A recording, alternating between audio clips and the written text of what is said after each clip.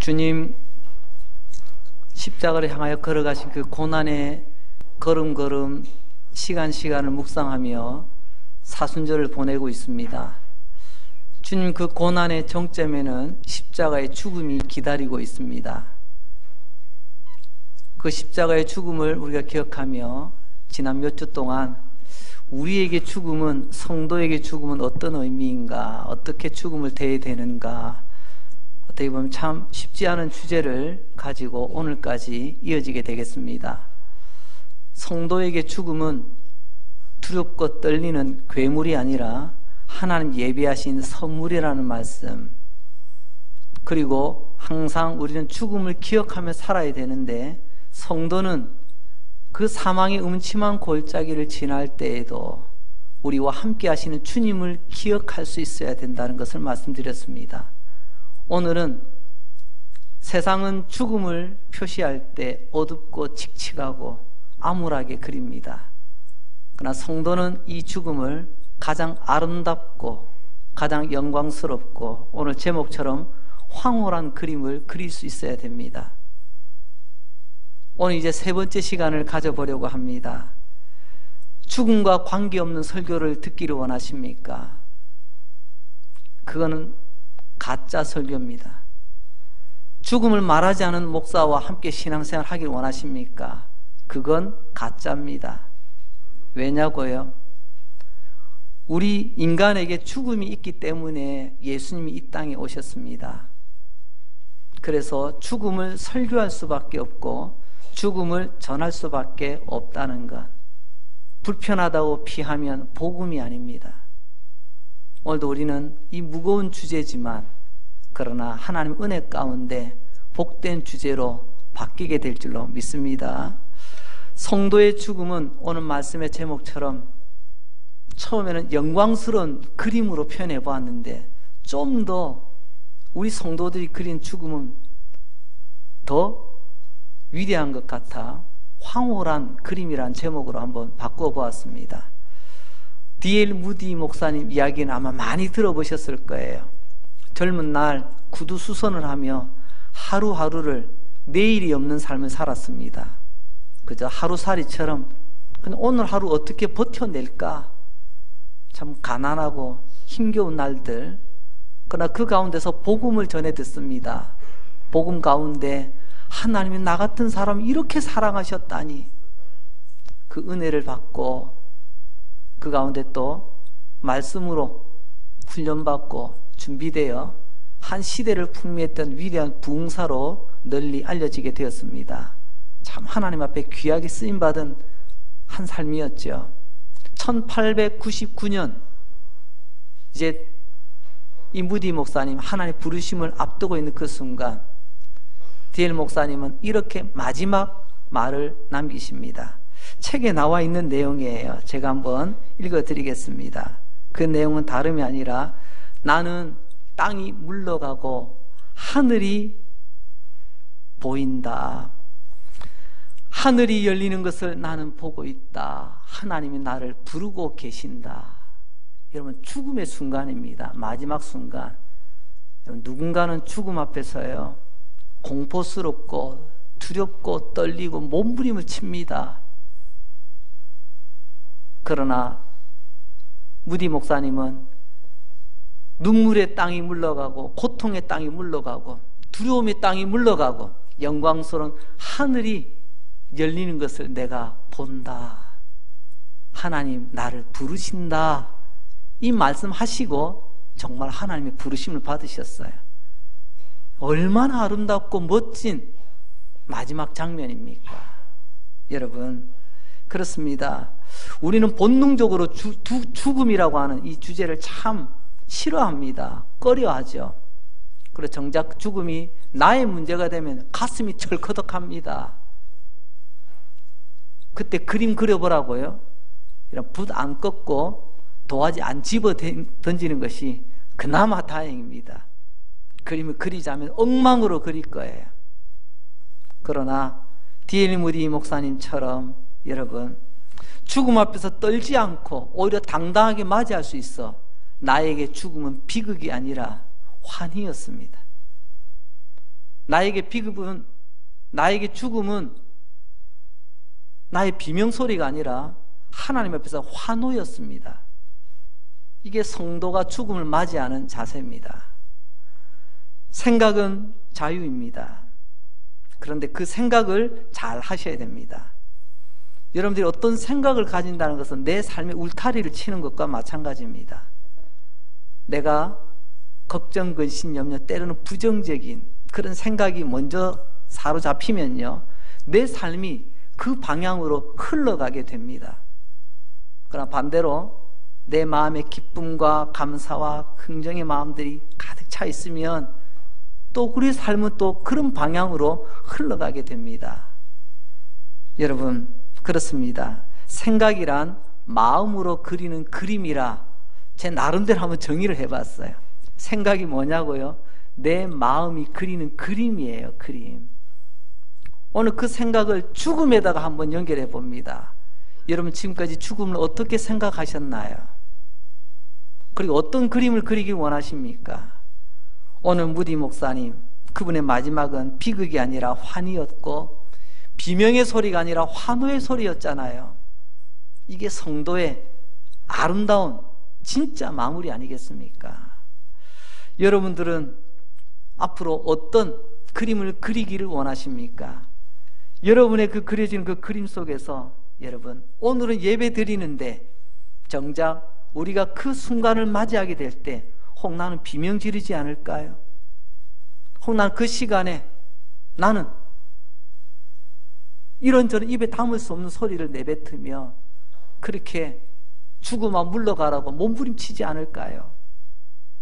오늘 성도의 죽음을 어떻게 아름답게 맞이해야 되는가, 거기에 대해서 하나님께서 귀히 쓰신 사도 바울이 그린 성도의 죽음에 관한 그림 3편을 한번 살펴보려고 합니다. 첫 번째, 바울이 성도의 죽음에 대해서 그린 그 그림은 장막집이라는 것입니다. 집을 그려놓고 이게 죽음이라는 거예요. 사실 바울은 전도 사역을 함에 있어서 나름 기술이 하나 있었습니다. 그것은 텐트 만드는 사람, 흔히 텐트 메이커라고 하죠. 직업을 가지고 자기의 필요를 충당하고 전도 사역을 감당하는 자비량 선교의 길을 걸어갑니다. 그래서 누구보다도 여러분, 이 장막, 즉 천막, 이 텐트에 대해서는 누구보다도 전문가입니다.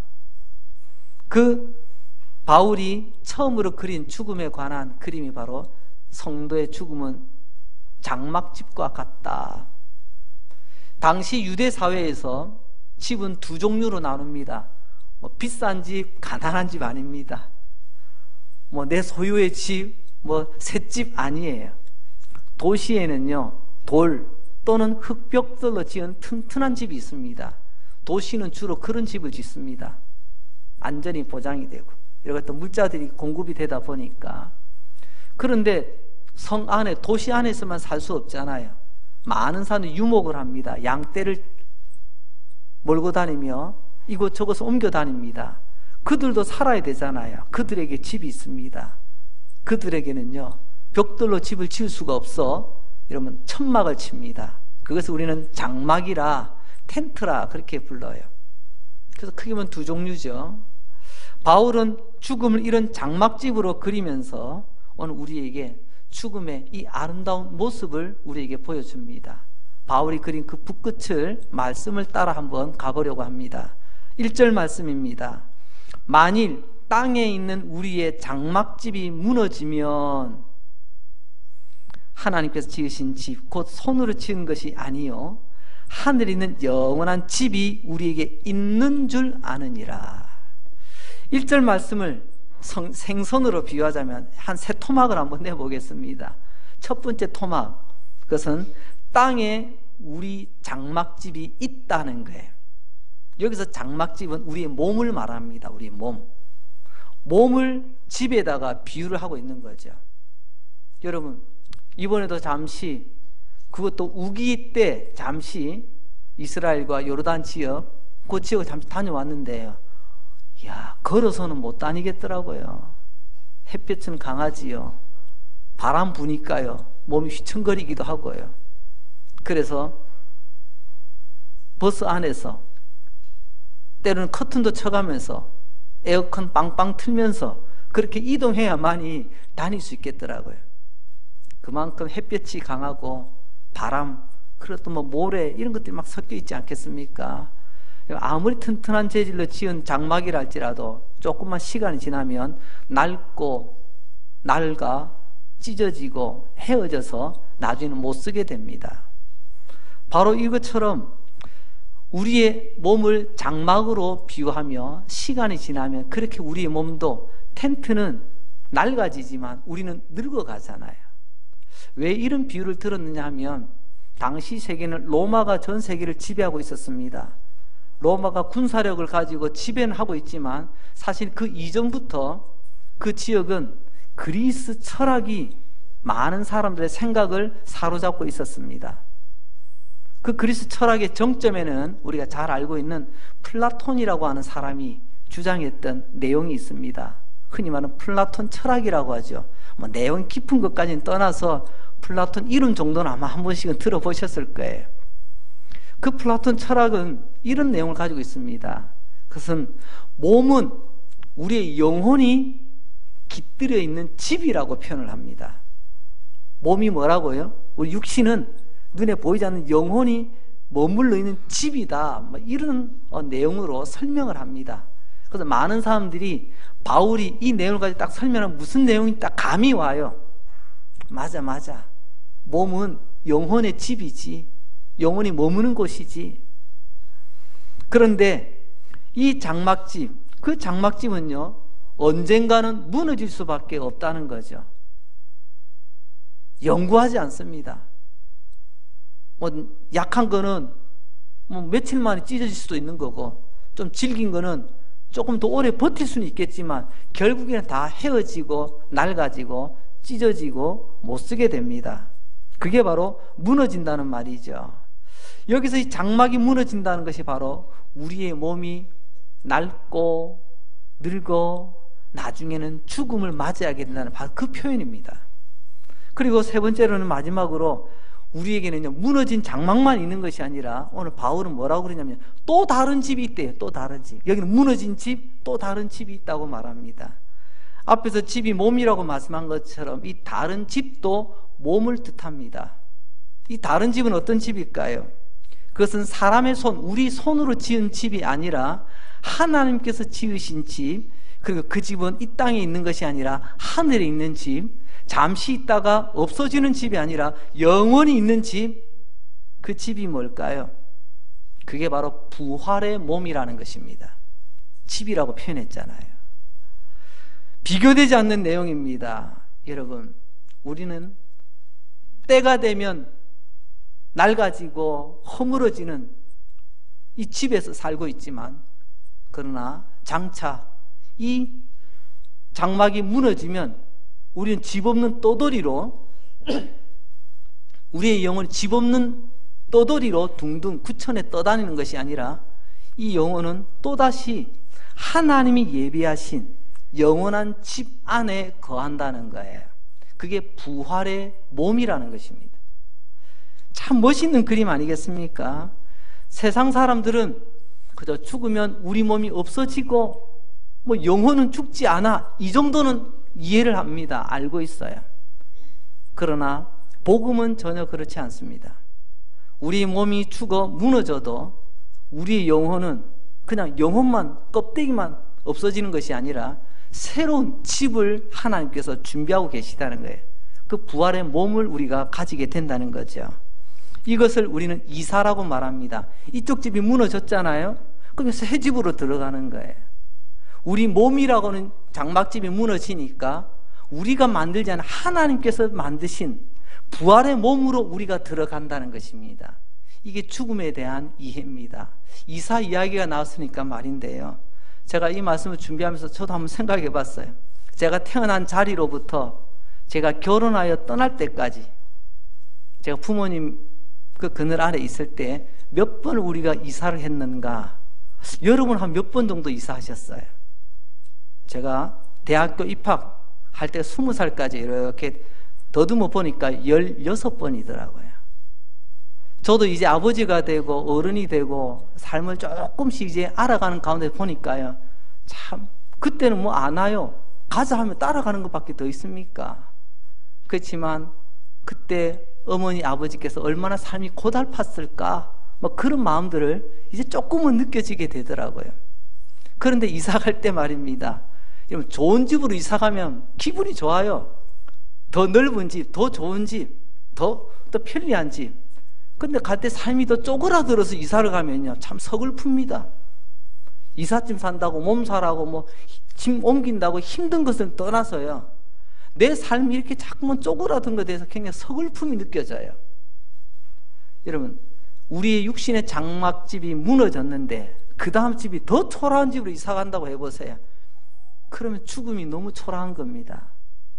그러나 오늘 보세요. 비록 이 땅에 우리의 몸이라고 하는 집은, 육신의 장막은 세월이 흐르면서 어쩔 수 없이 낡아지고 늙어지고, 그래서 우리가 무너질 수밖에 없다는 것 인정하잖아요. 근데 그게 끝이 아니라는 거예요. 이 허름한 이 땅의 천막집이 무너지고 나면 하나님께서 직접 지으신 부활의 몸, 우리는 그것으로 이사를 한다는 거예요. 이것을 아는 성도들은 죽음을 결코 어두운 색으로 칠하지 않습니다. 예쁘게, 아름답게, 그야말로 오늘 말씀 제목처럼 화려하게 죽음을 그릴 수가 있는 이유가 바로 거기 있는 거예요. 죽음이 끝이 아니라 죽음 이유는 더 영광스럽고 더 찬란하다는 것입니다. 사랑하는 성도 여러분, 그래서 성도에게 죽음은 가슴 설레이는 이사와 같다라는 말이 성립이 되는 것입니다. 더 좋은 집으로, 더 영원한 집으로. 그러나 이걸 모르면 몸은 예배당에 나오지만 죽음이 두렵습니다. 그리고 남들하고 똑같이 반응합니다. 어느 분이 아뜰살슬 씀씀이를 줄여가며 장석껏 준비하여, 그것도 뭐 작지만 그것도 아담한 집을 한 채 마련하게 되었습니다. 친구에게 이야기하면, 친구야, 여차여차 이제 드디어 내 집 한 칸 마련하게 됐다. 저기 보이지, 저 집이야. 그렇게 이야기를 합니다. 그때 친구는, 너 언제 그렇게 다 모았어? 대단하다. 그런데 저 집 보증 걸어놨어? 무슨 말이야? 저 앞으로 내가 살 집인데? 여러분, 보증 걸지 않으면 여러분 아무 소용없습니다. 다른 구매자가 나타나면 언제든 주인이 바뀔 수 있는 거예요. 비록 모든 것을 다 지불하지 못해도 일단 보증을 딱 걸어놓으면요, 일단 법적 우선권이라는 것이, 뭐 완전 소유는 아니겠지만 우선권이 내게 있는 겁니다. 그죠?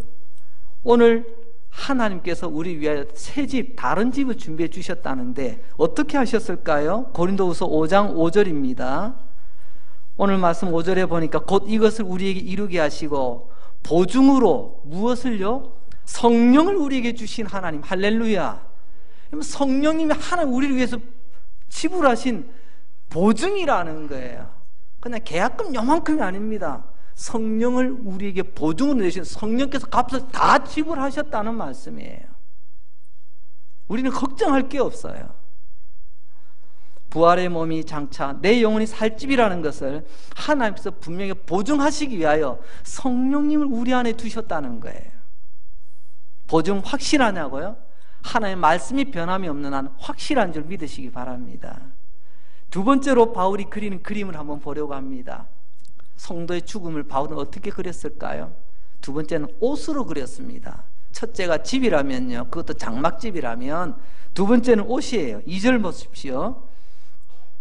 참으로 우리가 여기 있어 탄식하며 하늘로부터 오는 우리 처소로 덧입기를 간절히 사모하노라. 바울은 이렇게 고백합니다. 주님, 저 새 옷 입기 원해요. 전 새 옷 입는 것을 간절히 사모해요. 아마 어떤 분은 그럴지도 모릅니다. 그래, 맞아.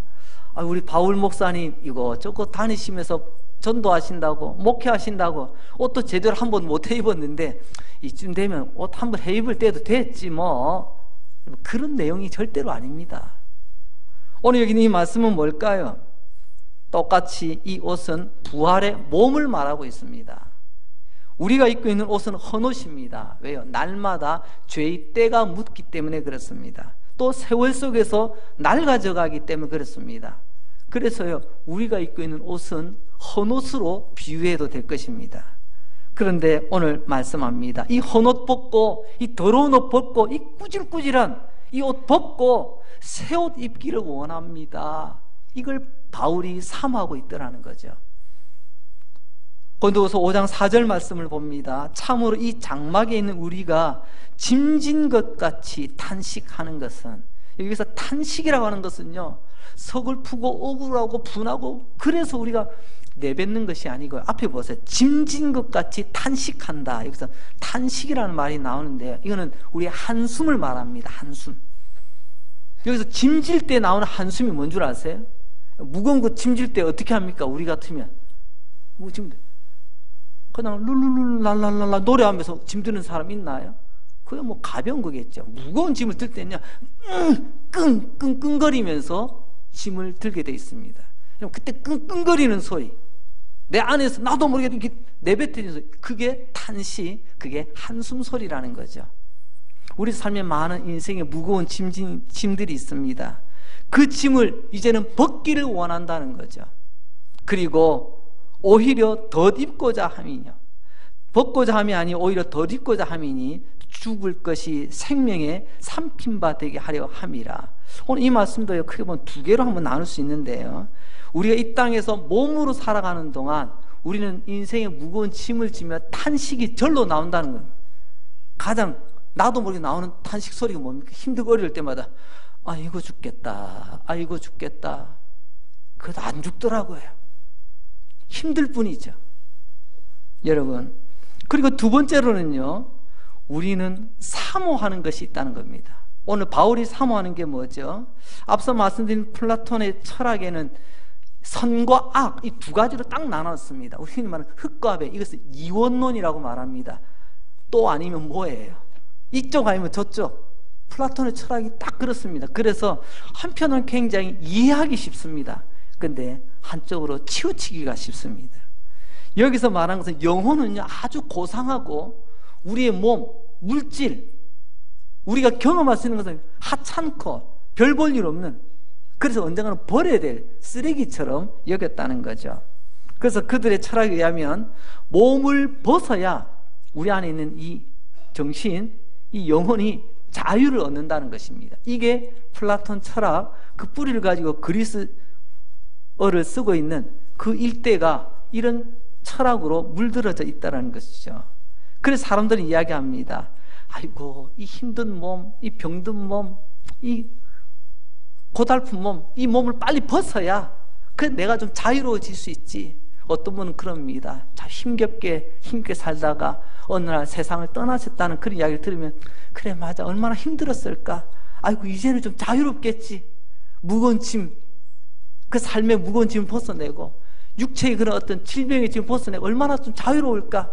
어떻게 보면 잘 됐어, 뭐 이런 말들도 종종 나누기도 합니다. 정말 그럴까요? 오늘 말씀은 잘 보시기 바랍니다. 바울이 진짜 원하는 건요, 아이고 내가 예수 전하다가 채찍을 몇 대나 맞았는지 몰라. 아이고 내가 사람들로부터 내가 얼마나 내가 뺨을 맞고 몽둥이로 맞고, 아이고 나는 이제 더 이상 살고 싶은 마음이 없어. 그렇게 지금 말하는 게 아닙니다.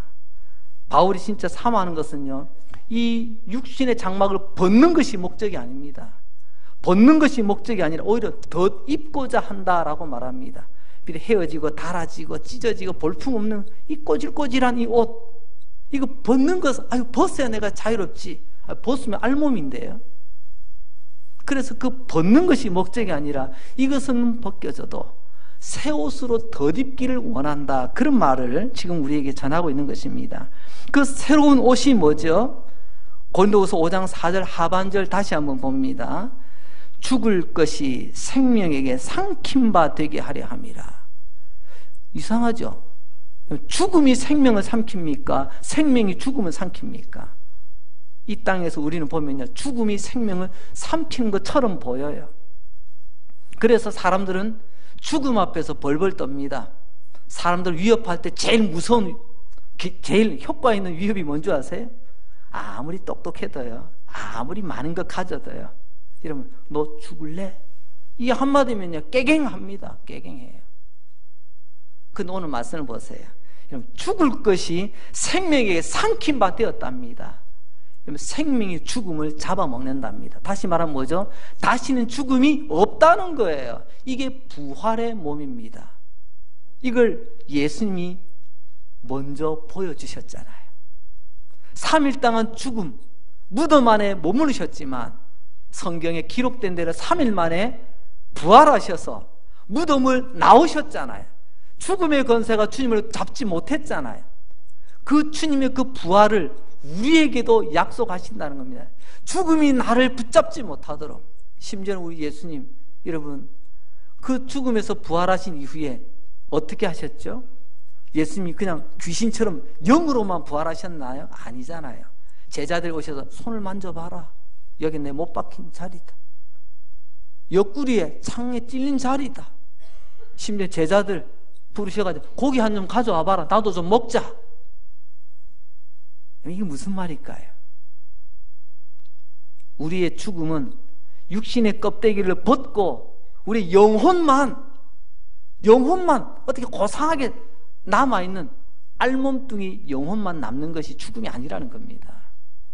우리의 영혼이 부활의 새 몸 안으로 다시 들어간다는 거죠. 아니, 오늘 표현을 하면 우리 영혼에 부활의 몸이 덧입혀진다는 거예요. 할렐루야. 이게 우리 복음이 말하는 죽음에 관한 이야기예요. 세상의 철학은 이야기합니다. 죽으면 영혼은 뭐 오래 영원히 불멸하지 뭐. 그냥 알몸뚱이 없이 구천을 떠도는 그냥 혼령처럼 이야기합니다. 그러나 우리는 그렇지 않아요. 우리의 몸, 육신의 장막, 육신의 겉옷이 헤어져서 다 무너져도 우리에게는 새 집 또 새 옷이 있어 부활의 몸을 입고 주님과 함께 나아가게 된다는 거죠. 이것은 그리스 철학으로 말하자면 우리는 껍데기를 벗고 나면 우리는 자유야 라고 말하지만 그거는 알몸뚱입니다. 엄밀히 비유를 하자면요, 우리는요, 우리의 껍질이 벗겨지면 우리의 겉옷이 집이 무너지고 나면 주님께서 예배하신 부활의 집, 주님께서 예배하신 부활의 몸으로 우리가 다시 들어가고 덧입혀져서 주님처럼 부활의 몸과 영을 가지고 우리가 하나님의 나라를 우리가 살게 된다는 거예요. 이건 그리스 철학과 그리스도의 복음의 차이라고 말할 수가 있습니다. 언뜻 비슷하지만 엄청 차이 납니다.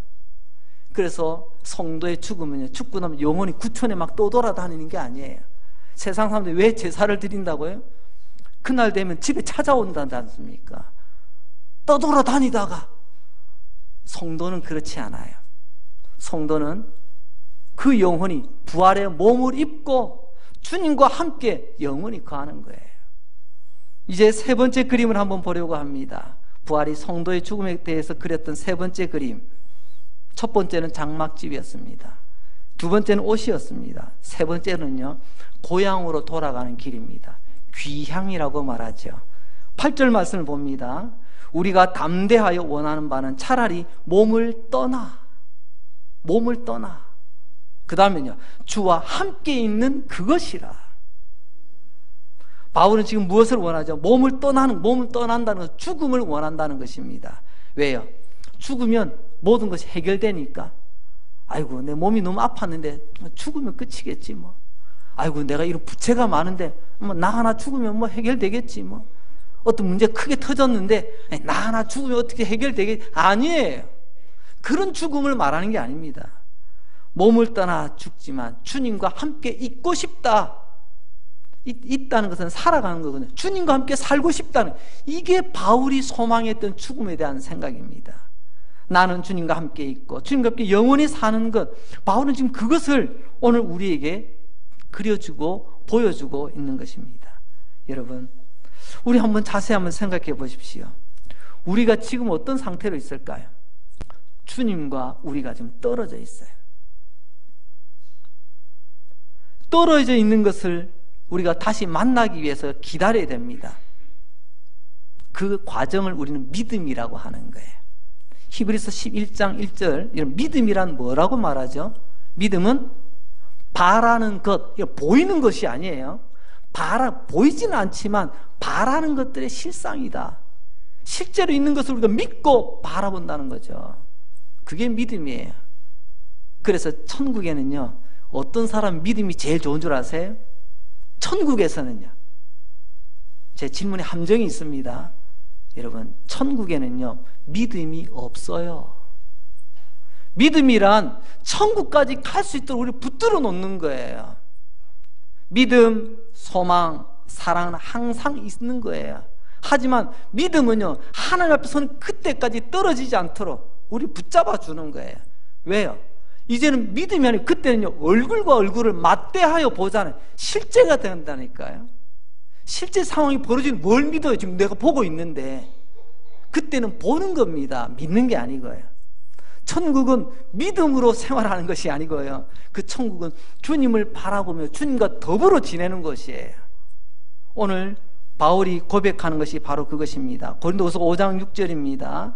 그러므로 우리가 항상 담대하여 몸으로 있을 때에는 주와 따로 있는 줄 아노니, 우리가 이 땅에 몸을 입고 살아갈 때는 주님과 지금 떨어지는 것처럼 살아요.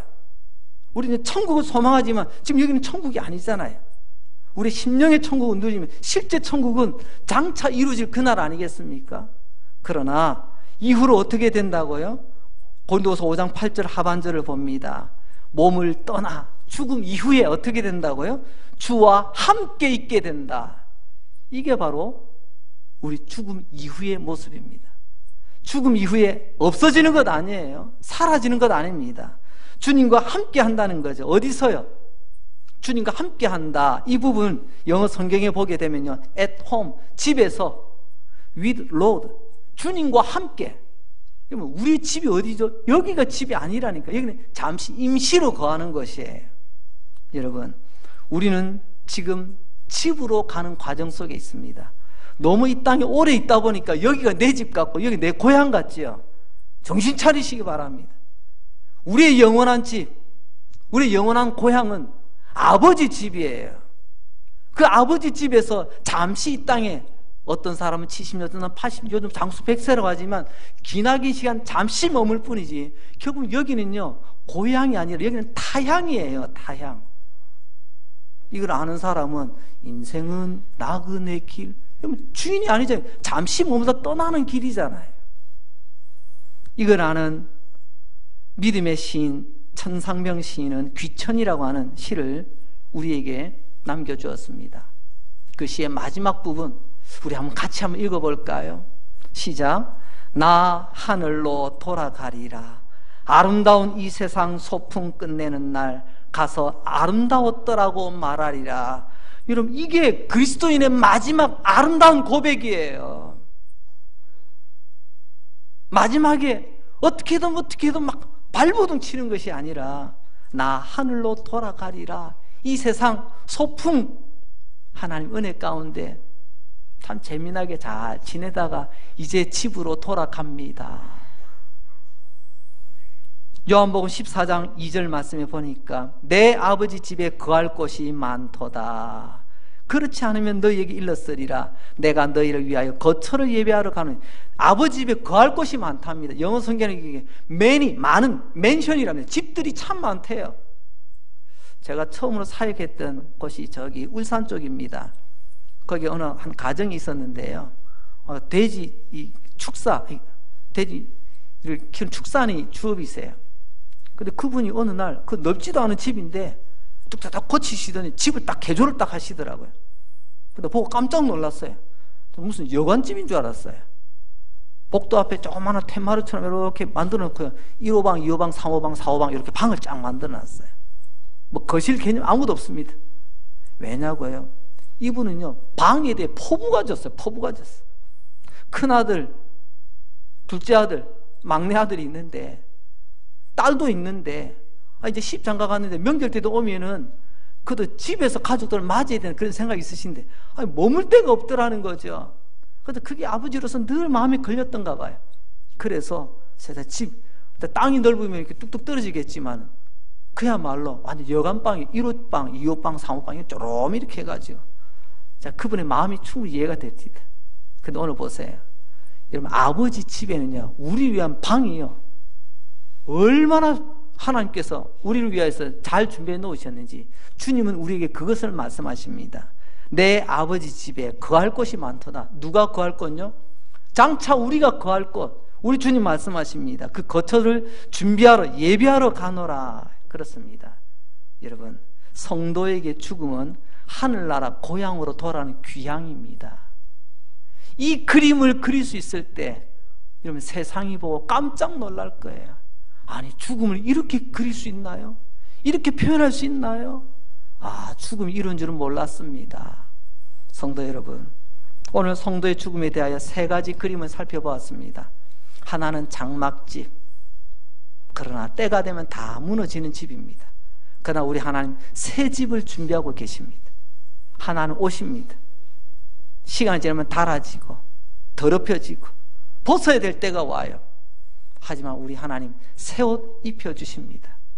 그리고 또한 성도에게 죽음은 고향으로 이 땅의 나그네 생활을 마치고 돌아가는 여정이라는 것을 꼭 기억하시고, 오늘 바울처럼 성도의 죽음이 이처럼 아름답고 복되고 영광스러운, 아니 황홀한 죽음이라는 것을 늘 기억하시고 죽음을 두려워하지 마시고 담대하고 씩씩하게 찬송 부리며 나아갈 수 있기를 주의 이름으로 축원합니다. 하나님 아버지 감사합니다. 오늘도 우리에게 믿음 주신 것 감사합니다. 건강 주셔서 이 자리에 나와 예배드리게 해주시니 감사합니다. 듣는 말씀 알아들을 수 있는 귀를 주셔서 감사합니다. 성령께서 깨닫게 해주심으로 부끄러운 내 모습 회개케 해주시고 내 마음의 생각의 그림을 다시 그릴 수 있도록 도와주시니 감사합니다. 오늘 바울이 그린 그 멋진 세 편의 성도의 죽음에 관한 그림을 보았습니다. 이보다 영광스럽고 이보다 복되고 이보다 아름답고 이보다 황홀한 그림이 어디에 있겠습니까?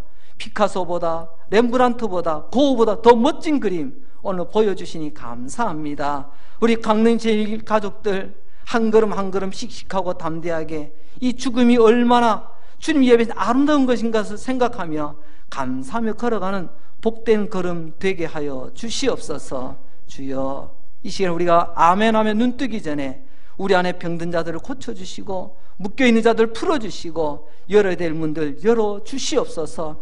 태의 문을 열어주시고 젊은이 우리 자식들에게 지혜의 문을 열어주시고 저들의 앞날을 열어주시옵소서. 하나님, 이 시간 성도들의 눈물, 아픔 우리 주님 아시지 않습니까? 위로하시고 깨끗하게 고쳐주시옵소서. 예수님 이름으로 기도합니다. 아멘.